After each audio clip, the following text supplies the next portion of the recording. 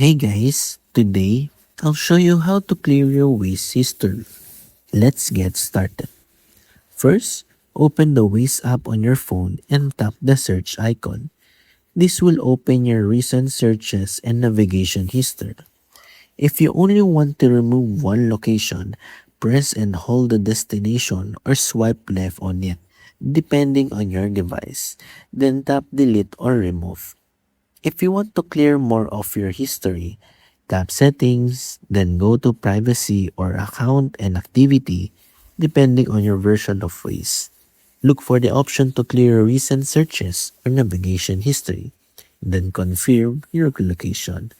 You can also remove saved locations like home, work, or other favorites by opening My Places, selecting the save location, and choosing Edit or Delete. After making your changes, close and reopen the Waze app to make sure your history has been updated. And that's how to clear your Waze history. If this video helped you, don't forget to like, subscribe, and I'll see you in the next one. Thanks for watching.